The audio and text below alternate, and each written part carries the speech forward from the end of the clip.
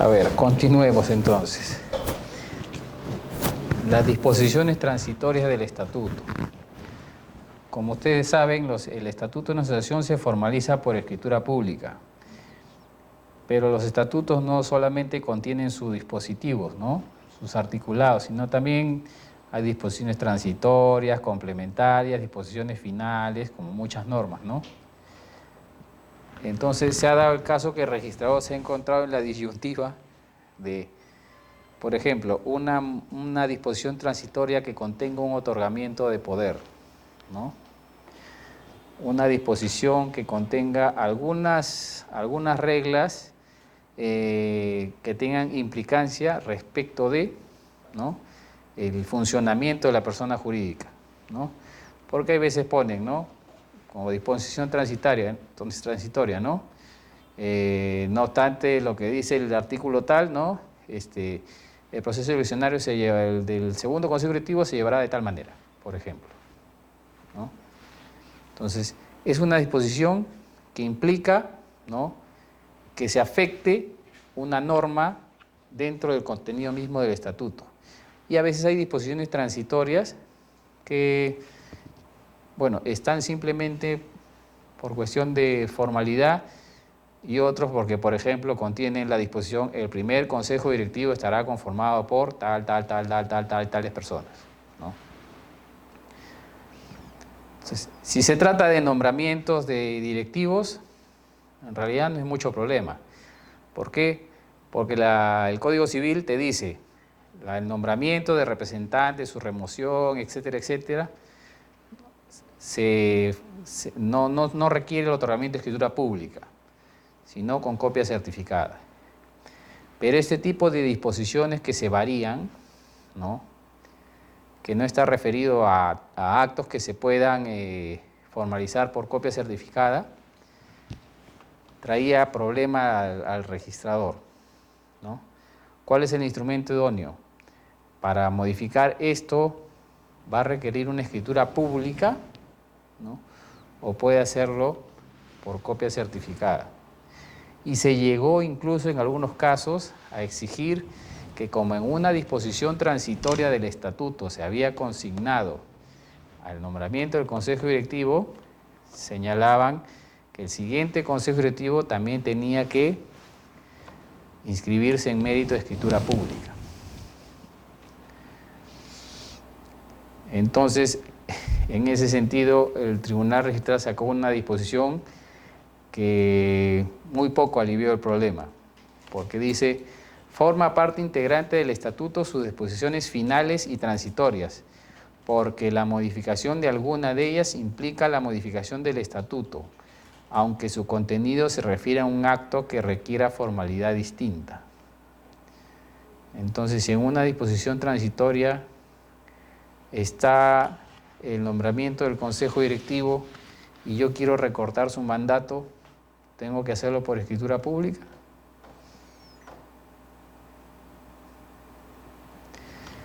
Y el caso que viene es todavía más, más gravoso.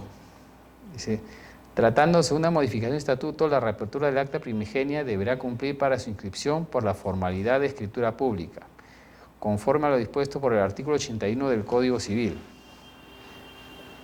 Está bien, si yo estoy modificando el estatuto o el texto del estatuto en base a una reapertura, entonces sí tengo que cumplir con la formalidad de la escritura pública.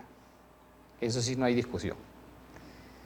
Pero ¿qué pasa si en un acto de constitución lo que estoy modificando, por ejemplo, no es el estatuto, o lo que estoy corrigiendo mediante mi reapertura no es el estatuto, sino, por ejemplo, que nos olvidamos poner: acordamos por unanimidad constituir la asociación, solo pusimos acordamos constituir la asociación.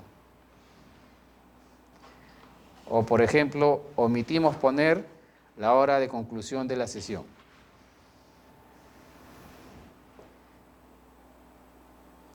¿Voy a tener que otorgar una escritura pública para corregir eso?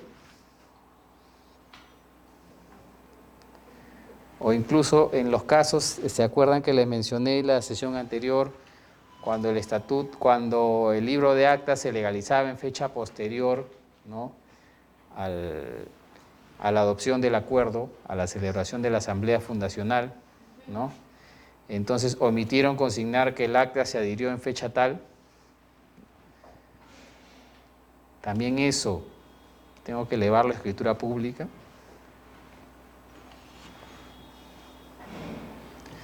Entonces, hay cosas que sí ameritan en realidad que se eleve a escritura pública. Pero el problema es cuando son aspectos relacionados al acta, pero que no tienen que ver directamente con el estatuto en sí. Doctor, una pregunta. Con referencia a lo que se tiene que agregar. ¿Y el libro padrón se tiene que agregar ahí también? No, el libro padrón Porque aún no hay nada, ¿no? aún no hay nada. Después que ya se constituye y legalicen el libro, van a tener que, todo el listado de fundadores, van a tener que llenarlo uno por uno con todos sus datos. Ya, pero al acta no se le agrega de la Constitución. No, No no, se le no, agrega no. nada. No. No se habla del libro padrón para nada. No, no, no. En tratando de constitución, no. Hay estatutos que en realidad no parecen hechos por abogados, sino por otro tipo de personas, ¿no? Hemos tenido oportunidad de ver estatutos en los cuales decían, por ejemplo, el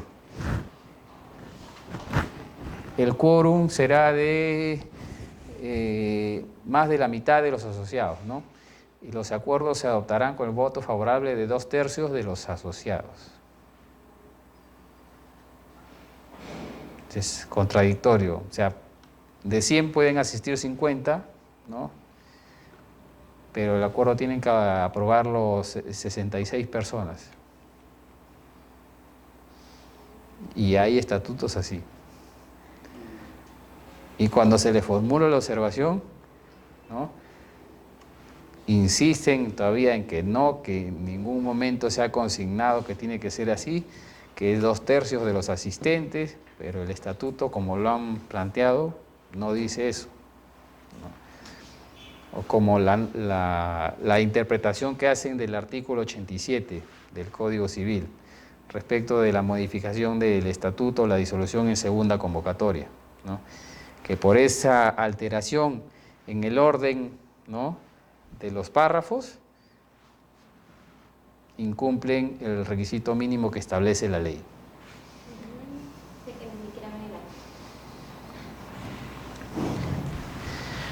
Estas son dos resoluciones para el caso de sindicatos que son contradictorias, pero tienen entre sí 10 años de diferencia, ¿no?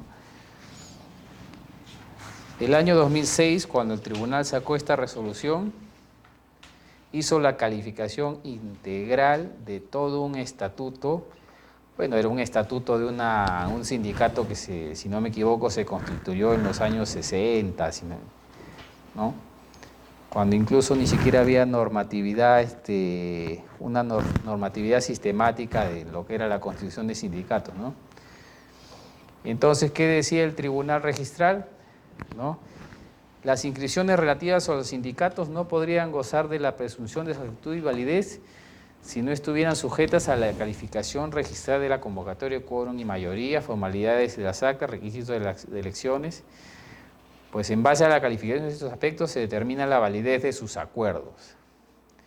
Entonces, en esta resolución, el tribunal registral, ¿no?, dentro de su primera, por así decirlo, sus primeros pronunciamientos respecto a sindicatos, establecía que se tenía que cumplir todos los requisitos, ¿no?, estrictamente para ver si el acto podía acceder al registro o no. Y casi 10 años después ocurre todo lo contrario. Ahora, ¿qué dice el tribunal?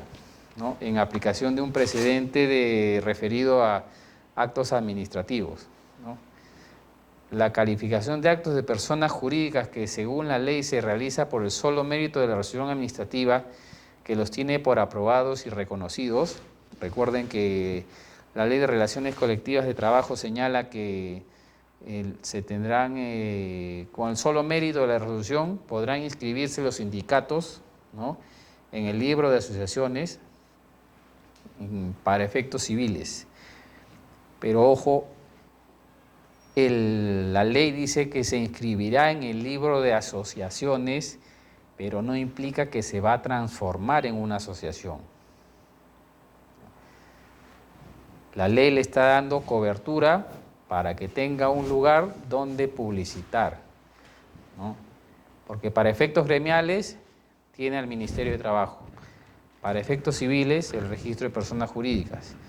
Pero como la ley no va a crear un registro de sindicatos, simplemente lo que hace es, ustedes van a estar en el registro de asociaciones, pero eso no implica que se van a convertir en asociación. Y no se les puede exigir que cumplan con los requisitos del artículo 82 del Código Civil.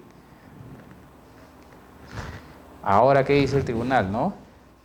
Que la calificación recae solo en la resolución administrativa. Solamente si en la resolución no consta el contenido del acto aprobado o reconocido, se deberá acompañar copia certificada emitida por la autoridad administrativa de los documentos donde obre este detalle. Porque durante el transcurso, ¿no?, de toda esta evolución en estos 9 años, ¿qué pasaba? Que no se inscribían los sindicatos, salían con múltiples observaciones, solamente adjuntaban el cargo de la notificación a la Autoridad Administrativa de Trabajo,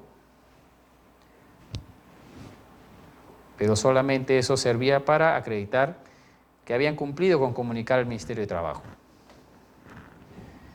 Pero ya a partir de que se les entrega la constancia de aprobación automática, entonces, ¿qué ocurre? Presentan la constancia y ya ese es un acto administrativo, ¿no?, que se supone, entre comillas, que el encargado, el funcionario que lo es pedido, ha efectuado la calificación previa de esto. ¿Entonces se parece un café? No, ¿No? para nada.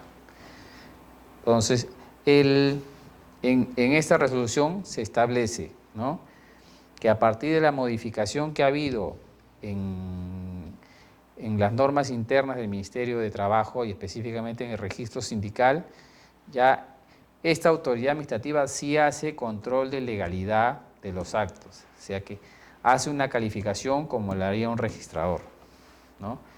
Entonces, con su constancia de inscripción automática, ya se pasó por ese filtro, el registrador no tenía nada que cuestionar ahí. Entonces, ¿qué pasa?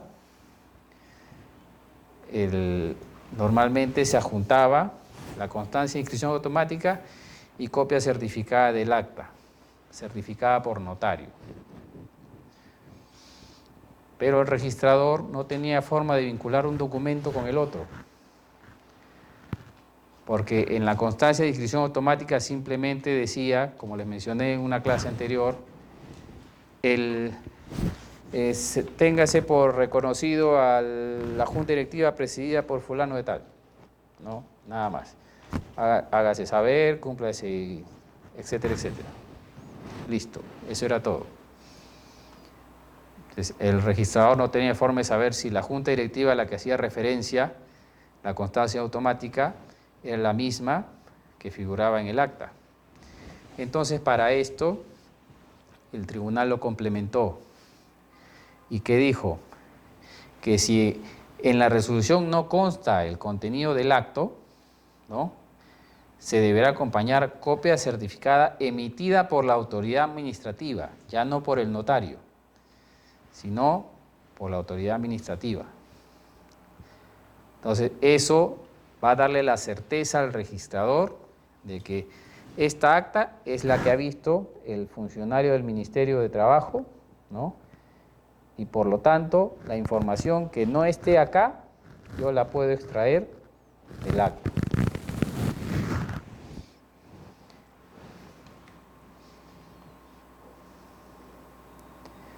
Esta es la resolución que les mencionaba respecto de la aplicación inmediata de las normas estatutarias y de la reelección, ¿no?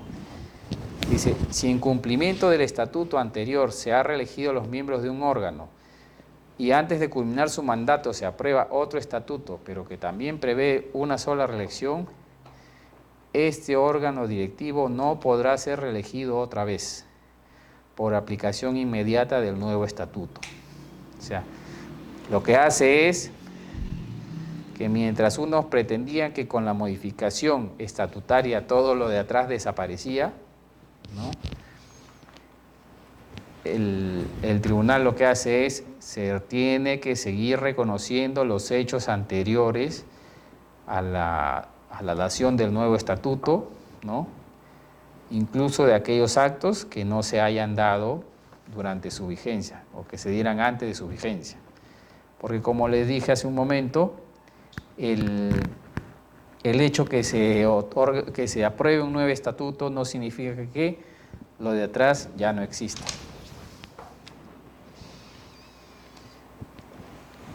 Esta resolución es de una comunidad campesina que, como saben, las normas de la comunidad campesina establecen todas las pautas para ser miembros del Consejo Directivo, miembros del Comité Electoral, cómo se tienen que llevar a cabo las elecciones, etcétera, etcétera. Pero a veces, en aras de protección de sus intereses, las juntas directivas o las directivas comunales, ¿no? O las asambleas, ¿no? Querían establecer normas más estrictas para que no cualquiera pudiera acceder al cargo de directivo, ¿no? Entonces eso generaba también observación, porque el registrador le decía, ¿sabes qué? Te estás apartando de las restricciones que establece la ley. Y entonces el tribunal señala, ¿no?, que se pueden establecer requisitos o impedimentos para ser miembro adicionales, que no hay ningún impedimento, no hay prohibición de que la comunidad campesina establezca, ¿no?, mayores requisitos, y eso porque quienes son los que mejor saben cuál es la necesidad y cuál es su manera de protegerse, son los mismos miembros de la comunidad campesina. Ahora hablamos de cooperativas, porque estos son aspectos que tienen que verse en los estatutos de una cooperativa. Una cooperativa cuenta con capital,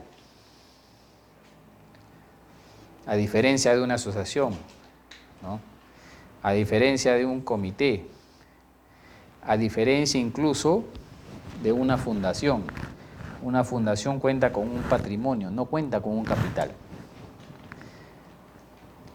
Y la mayor parte del patrimonio de una cooperativa se obtiene en base a los aportes de sus socios y luego de todos los remanentes de la actividad económica que desarrolla esta cooperativa. Ello va a permitir incrementar el patrimonio y a la vez puede ser que ellos tengan interés que eso se refleje en el capital de la cooperativa.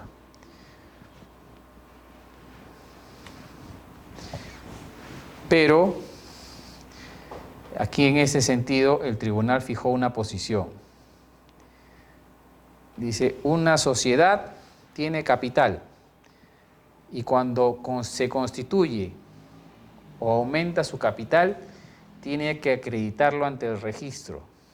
Entonces, en una cooperativa, el registro no puede publicitar un aumento de capital si no se acredita que se ha pagado.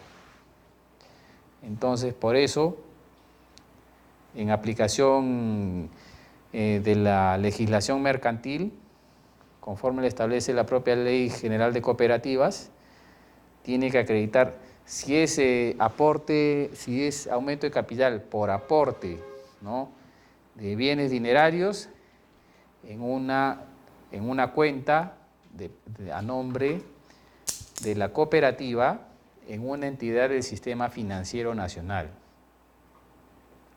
Si es en bienes, con una declaración jurada. Si es en títulos valores, ¿no?, si está a cargo del aportante, o sea, del socio que los entrega, entonces va a ser con la declaración de que está cancelado. Pero si el que está obligado, según ese título valor, es un tercero, el gerente tiene que declarar que ha recibido ese título valor debidamente endosado. Si se trata de bienes muebles registrables, entonces tiene que inscribirse primero.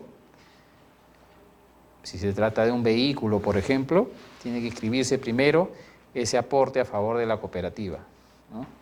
Si se trata de un inmueble, igualmente, tiene que inscribirse ese aporte a favor de la cooperativa en el registro de predios.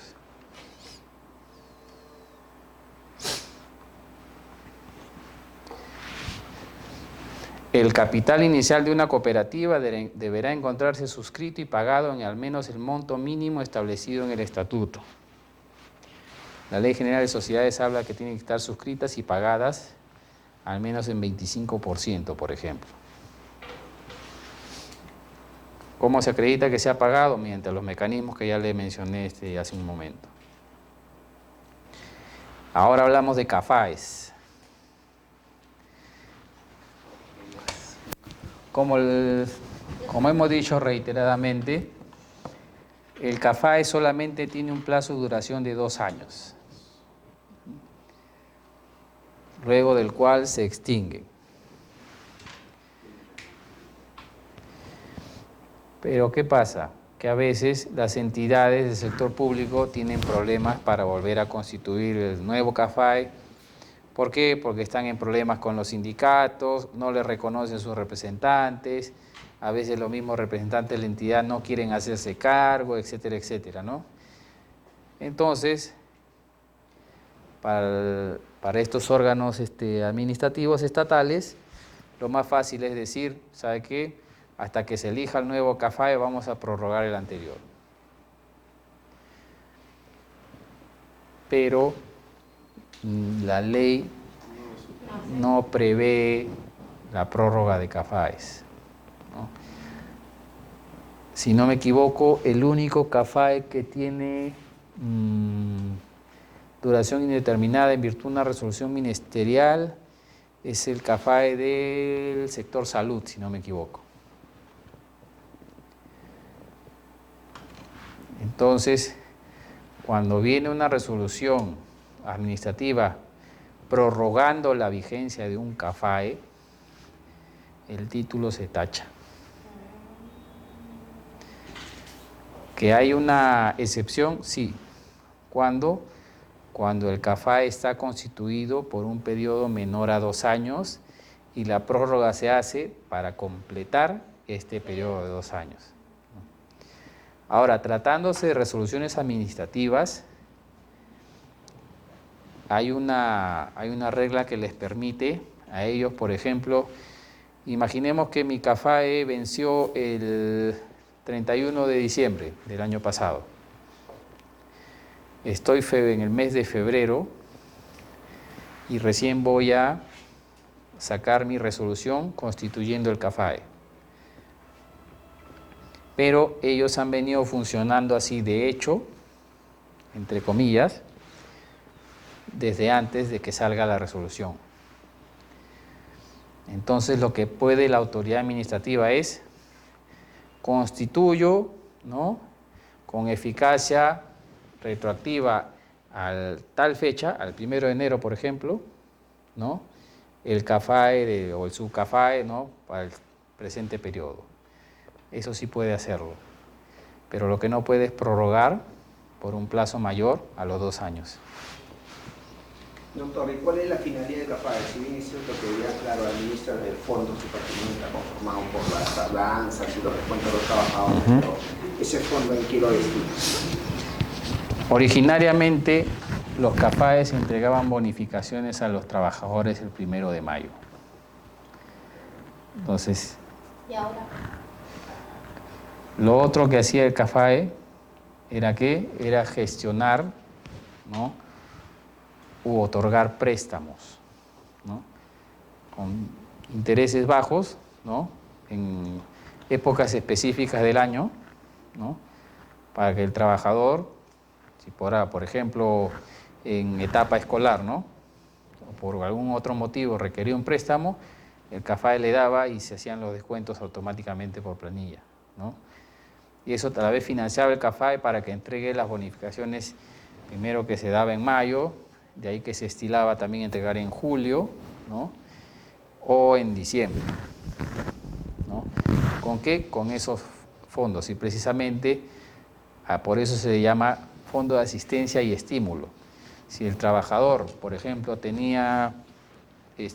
fallecía un familiar, el CAFAE entregaba una cantidad descontada de las planillas de los sueldos de todos los trabajadores que se habían afiliado, ¿no?, en este caso, para el fondo de sepelio, y lo entregaba a este trabajador, ¿no?, o lo entrega a este trabajador, ¿no? O por ejemplo, si se necesita un préstamo también de ese fondo, se le otorgaba el préstamo y a este trabajador se le descontaba, pues, de las planillas. O sea, asistencia y estímulo, ¿no? El trabajador necesita, el CAFAE le da. Pero en buena cuenta, el fondo, todo ese fondo, CAFAE establecía una fecha específica y entregaba, pues, una bonificación a los trabajadores. Esa era es la finalidad del fondo. Entonces, este comité es el que administra ese fondo. El fondo va a ser permanente. Lo que se extingue es el comité que lo administra.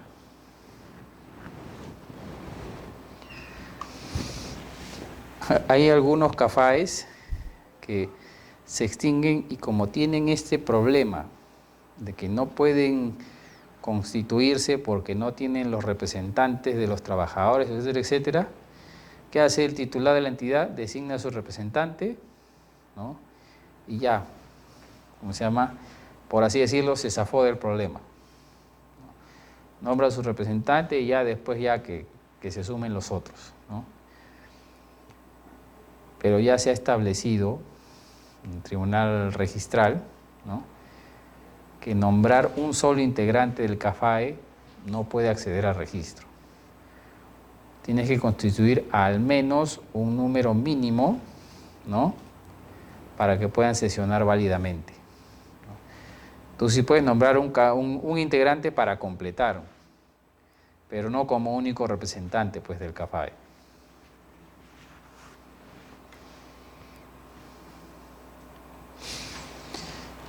Lo de personas jurídicas creadas por ley. Hay innumerables veces que se han presentado títulos, ¿no?, de disque colegios profesionales, ¿no?,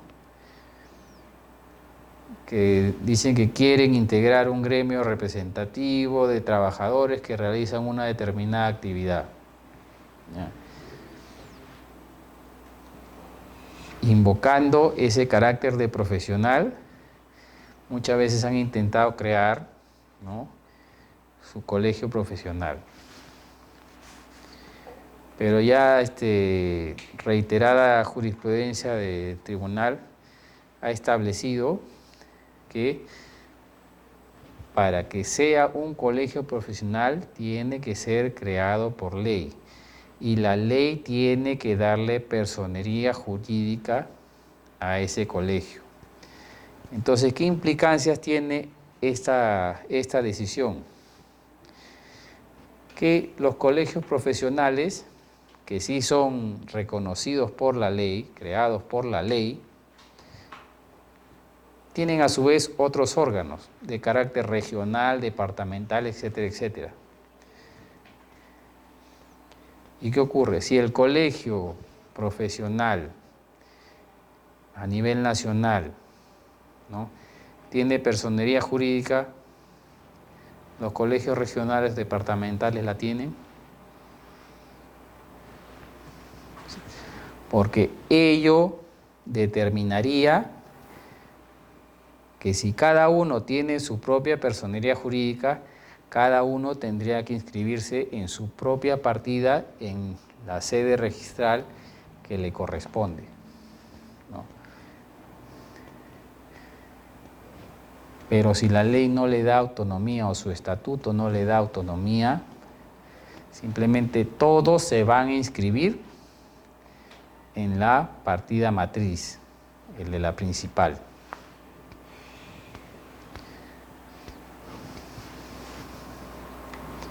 Ojo que esto es extensivo no solo a colegios profesionales, ¿no? Si otro tipo de personas jurídicas, ¿no?, que la ley crea, pero que también tienen sus sucursales, sus filiales, etcétera, etcétera, ¿no? Entonces, si la ley no le da autonomía a estos, entonces todo se va a inscribir en la partida de la principal. Si les da personería jurídica, entonces se va a inscribir cada uno en su sede registral correspondiente. Ahora sobre los otorgamientos de poder.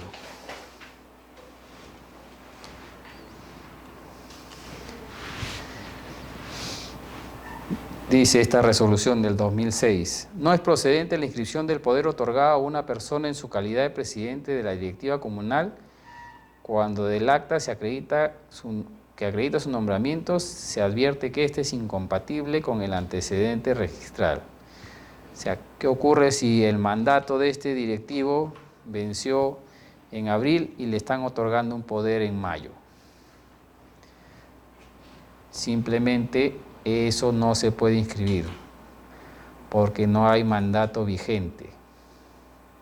Eso está en función al cargo que desempeña.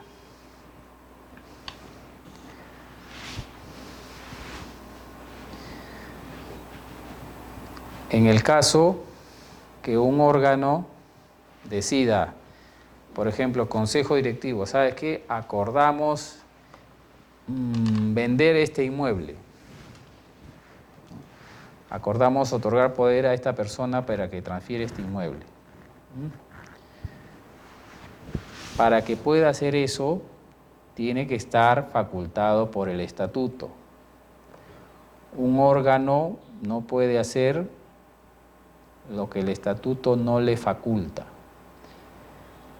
Si el estatuto no le contempla facultades a algún órgano específico, el que tiene que aprobar esa decisión es la Asamblea General.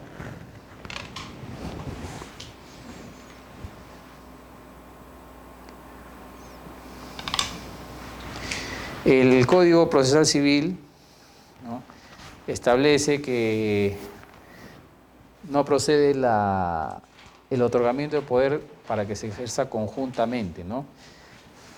O sea, tú puedes nombrar apoderados procesales para que actúen independientemente, indistintamente, pero no conjuntamente.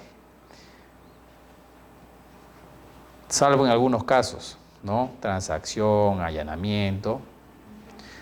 Entonces, ¿qué ocurre? Que a veces se otorgan poderes para que se actúe conjuntamente y el registrador lo observa, al amparo de lo que dice el Código Procesal Civil. Entonces, lo que ha señalado el tribunal es que el registrador no tiene por qué observar eso, porque el que va a determinar si el actuar conjunto o independiente, ¿no?, procede o no, va a ser el juez. O sea que si el juez encuentra que en la partida del otorgamiento de poder, por ejemplo, ¿no?, se le señala que para tal acto tiene que ser de manera conjunta, cuando la ley dice que no se puede nombrar apoderados conjuntos, el juez lo va a evaluar cuando se produzca este acto. El registrador no tiene por qué intervenir ahí. Entonces sí lo escribe. Sí se inscribe.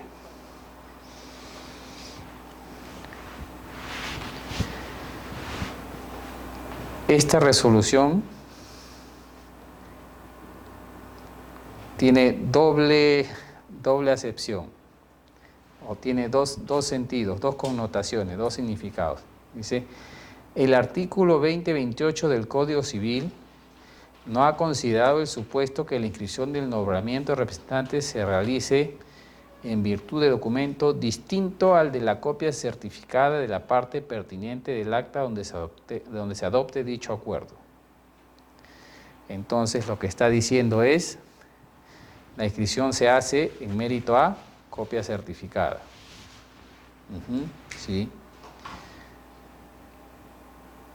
Pero hay un artículo del Código Civil que dice que, por ejemplo, que el poder para disponer de bienes inmuebles se tiene que otorgar por escritura pública.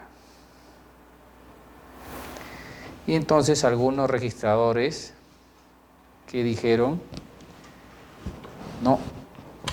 no procede que para inscribir acuerdos de asamblea general donde se otorgan facultades para disponer bienes, se haga por copia certificada, tiene que ser por escritura pública, aplicando el 156 y no el 2028. ¿Cuál de los dos razonamientos es el correcto?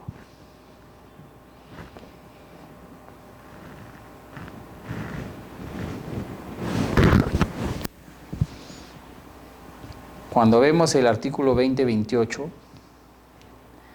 este no hace ninguna distinción a qué tipo de poder se está otorgando. Y no lo hace ¿por qué? Porque la finalidad básicamente del 156 es que el compareciente o el que va a otorgar la facultad para disponer de este bien comparezca ante el notario y sea el notario el que verifique su habilidad. Pero eso no se va a dar en una persona jurídica. Uno, porque el notario no va a estar en la sesión. Y dos, porque el notario no va a evaluar la capacidad de cada uno de los asistentes a la asamblea. Entonces, esa exigencia solo es admisible cuando se trata de un poder otorgado por personas naturales. Pero tratándose de personas jurídicas, no le hace, no le resta ni le beneficia. ¿Por qué? Porque, como ya les dije, el notario no va a hacer análisis ni estudio de capacidad ni de competencia. Y también creo que las personas jurídicas también no actúan para ellas mismas, sino es para el colectivo. Claro.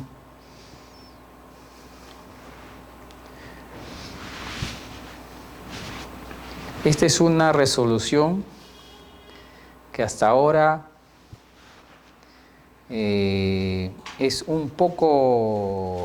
somos un poco reacios a interpretarla y aplicarla así como está, ¿no? Dice, en un órgano colegiado integrado por representantes designados por las distintas organizaciones,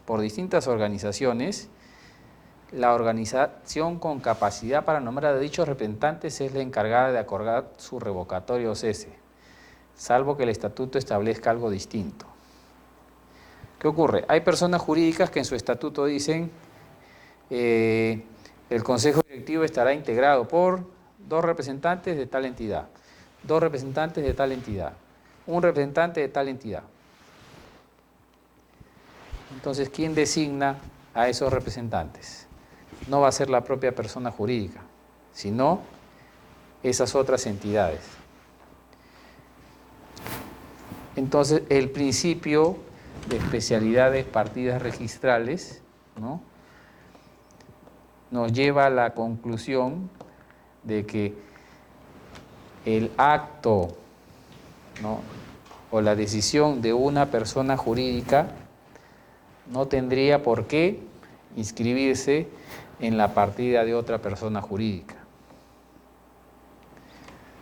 Entonces, a veces exigimos un mecanismo, ¿no?, o un procedimiento en el cual se plasme la voluntad de la propia persona jurídica. Y esa exigencia, lamentablemente, colisiona con lo que dice el Estatuto de la Persona Jurídica, ¿no? Y por eso a veces, por ejemplo, viene un acta de una sesión de esta persona jurídica donde cambia su representante, ¿no? ¿Sabes qué? Mi representante como miembro del Consejo Directivo era X, ya no quiero que sea X, va a ser Y. Entonces nos encontramos ante esa disyuntiva, ¿no? Admitimos que una decisión de una persona jurídica se inscriba en la partida de otra, o le obligamos a que celebre un acto de, entre comillas, aceptación, ratificación, nombramiento, etcétera, etcétera. Ese es un punto que hasta ahora, lamentablemente, no nos hemos puesto de acuerdo. Doctor, ¿ahí no se generaría duplicidad de partidas? ¿O no? No tanto duplicidad de partidas, ¿no? Porque lo que se está haciendo es trasladar la manifestación de voluntad de esta directiva, de esta persona jurídica, hacia este órgano de esta otra persona jurídica, ¿no? Entonces, yo le hice una vez una consulta a un colega y no me supo responder. Yo le dije, ¿hay alguna parte del reglamento que diga que cuando el directivo sea una persona jurídica tienes que poner en el asiento quién es su representante? Y le digo, ¿y si tú lo pones y esa persona jurídica, que es miembro del Consejo Directivo, cambia de representante? ¿Quién tiene que aprobar ese nombramiento? ¿La propia persona jurídica o lo tiene que hacer, ¿no?, este otro tercero que nombra al representante?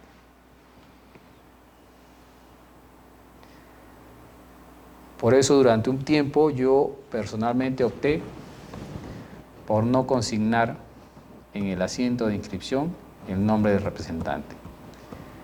Porque consignar el nombre del representante, ¿qué ocurre? Genera la observación en el sentido que si esa entidad designa a otro representante, le van a decir, señor, está actuando X, pero en la partida está Y. Acredítame su nombramiento. ¿Pero quién lo nombra? ¿No es él? Y ahí viene otra vez el problema, ¿no? ¿Quién lo nombra? ¿Cómo se formaliza su nombramiento?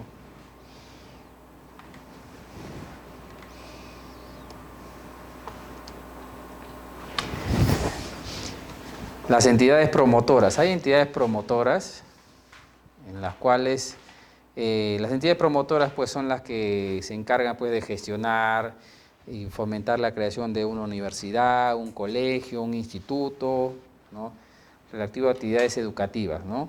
Pero muchas veces se confunde la naturaleza de entidad promotora con la institución educativa que está promoviendo. Y son, ojo, si ven la resolución, dice son dos entes distintos, porque no necesariamente la institución educativa va a constituirse como una persona jurídica. Un colegio, una escuela, no va a tener necesariamente su propia partida registral, ¿no? Simplemente esta entidad promotora obtiene la autorización del Ministerio de Educación y funciona con su resolución directoral, no con una inscripción en la partida registral. Pero ¿qué hace a veces esta promotora? Nombro a fulano de tal como director del colegio tal. O a veces pone, nombro a fulano de tal como representante del colegio o de la institución educativa, ¿no? Y podrá girar a nombre de la institución educativa tal, cheque, tal, bla, bla, bla, bla. Si yo soy la asociación promotora, yo solamente puedo otorgar poder para que me represente. Y la ley solo autoriza a que la entidad promotora asuma la representación del colegio, la institución educativa, etcétera, etcétera, ante el Ministerio de Educación. Pero ante terceros, ese ente, ese colegio, ese instituto funciona de manera independiente. Y los actos sobre ese colegio no van a recaer ni se van a inscribir en la partida de la promotora. Que hay promotoras que tienen su partida y hay colegios que tienen su partida, correcto. Pero los nombramientos de los directores, si es que son inscribibles dependiendo del tipo de estructura de este colegio, no son inscribibles. Los nombramientos de administradores y representantes pueden ser inscribibles de acuerdo a sus facultades y la estructura, ¿no? Incluso la del director como miembro del consejo directivo de este colegio, etcétera, etcétera. Pero no se va a inscribir en la partida de la promotora. Tal como lo dicen estas dos resoluciones, son sujetos de derecho, son totalmente distintos. No son una misma persona jurídica. Otro error frecuente que hay cuando se otorgan poderes. Otorgo poder al presidente del consejo directivo para que haga esto, esto, esto y el otro. Bueno, cuando se otorguen poderes, se tienen que individualizar. Otorgo poder a fulano de tal, y si digo solamente de eso, eso es su calidad de persona natural. Pero si digo, otorgo poder a fulano de tal en su calidad de presidente del consejo directivo, solo va a ejercer esas funciones mientras sea presidente del consejo directivo. Si le otorgo facultades en su calidad de miembro del consejo directivo, entonces va a contar con esas facultades mientras siga integrando el consejo directivo. Si ya no lo integra, ya perdió esa facultad de representación. Pero cuando se otorga poder al presidente del consejo directivo, entonces eso implica que se están dando facultades de carácter estatutario para que cualquier persona que ocupe ese cargo tenga automáticamente esas facultades. Pero eso no se puede otorgar de esa manera. Para que cada persona que ocupe ese cargo tenga esas facultades, eso tiene que estar plasmado en el estatuto. Y ello implica una modificación estatutaria.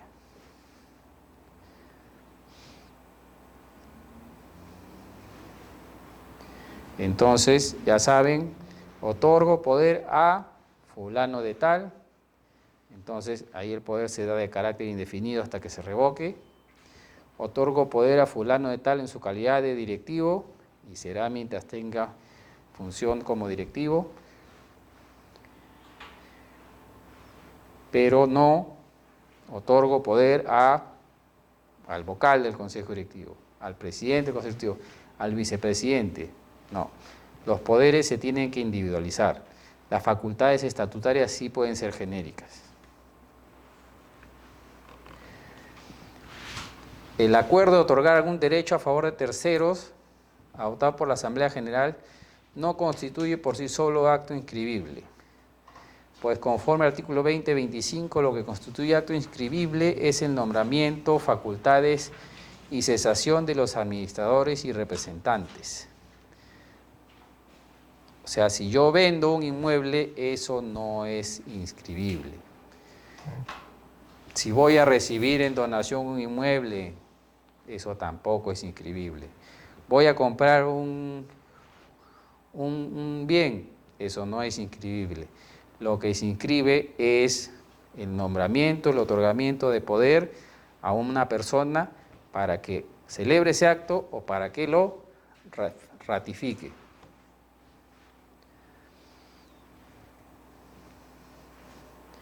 Como ya les dije, no, la sola declaración de voluntad no le hace nada al acto.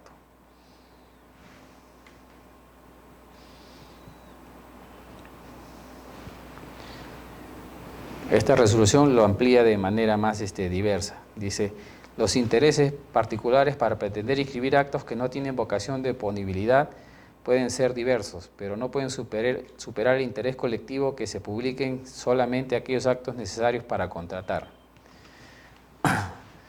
Imaginémonos que el estatuto diga, el presidente del Consejo Ejecutivo tiene facultades para vender bienes inmuebles.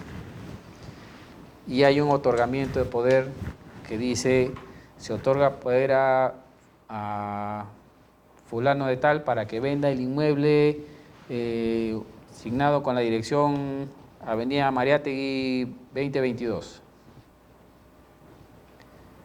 ¿Podría el presidente del Consejo Directivo vender este inmueble?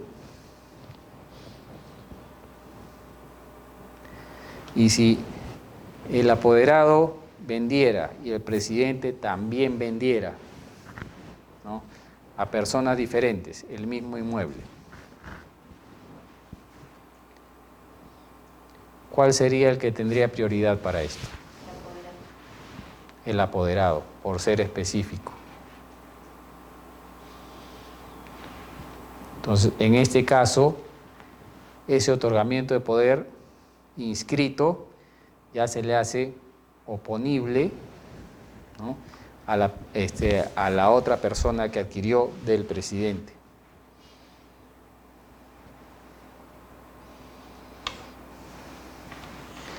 Acto no calificable en el otorgamiento de poder, ¿no? Y esto es lo que establece el reglamento. No es materia de calificación si las facultades conferidas corresponden a los fines de la persona jurídica. Obviamente, si yo me dedico, mis fines son conseguir fondos para implementar la zona deportiva de mi urbanización, por ejemplo. Entonces, si para eso tengo que vender un vehículo, ¿no?, que tengo en propiedad, ¿para qué va a cuestionar el registrador si tiene que ver esto con el objeto social o no, con el fin de la asociación o no? No hay forma que el registrador pueda determinar si va a coadyuvar o no a los fines de la persona jurídica, ¿no? Extinción de poder otorgado a un integrante del órgano directivo. Muchas veces, ¿qué ocurre? Se otorgó un poder a favor de fulano en su calidad de presidente del Consejo Directivo y se eligió un nuevo Consejo Directivo y esta persona ya no es presidente o incluso ya ni siquiera integra el Consejo Directivo. Ese poder cesó automáticamente apenas dejó el cargo. Entonces, no es inscribible un acuerdo de revocación de este poder porque este poder ya quedó automáticamente extinguido. Ahora, ¿hay excepciones? Sí. Depende de lo que diga el poder o lo que diga el estatuto. Si el estatuto dice, por ejemplo, el Consejo Directivo se mantendrá en funciones mientras no se realice una nueva elección, entonces esta persona va a seguir con sus facultades vigentes, incluidas estos poderes. Si el poder dice en su calidad de directivo a esta persona, integró el Consejo Directivo como vocal, después fue tesorero y después fue vicepresidente.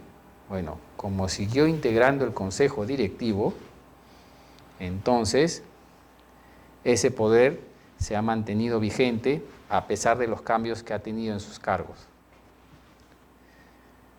¿Y qué pasa si el estatuto no contempla continuidad de funciones y el Consejo Directivo venció el 10 de abril y el siguiente Consejo Directivo entra en funciones el 12 de abril? Y esta persona lo volvieron a elegir en el mismo cargo. ¿Qué pasó con el poder? Por ese día que hubo de intermedio, ya el poder se extinguió. No puede volver a ser, entre comillas, revivido, ¿no? Y hay otro punto que he visto que es frecuente en el otorgamiento de poderes. A veces ponen, se nombra a fulano de tal y a fulano de tal para que conjunta y o indistintamente realicen tales actos.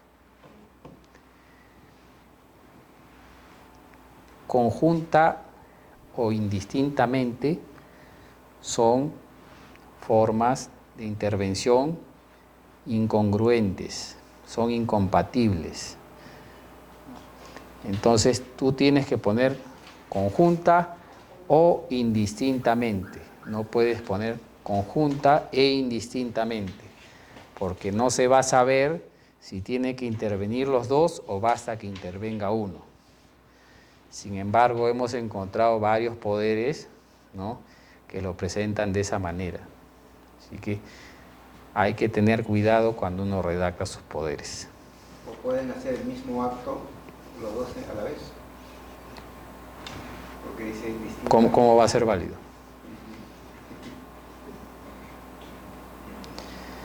Bueno, muchas gracias y nos vemos en la sesión del día miércoles, donde vamos a tocar de lleno ya lo que es la elección del Consejo Directivo. Doctor, ¿nos va a traer por modelos de, ¿cómo se llama?, de constitución, de estatuto, de, ¿cómo se llama?, de asociación, fundación, cooperativa? Si tuviera.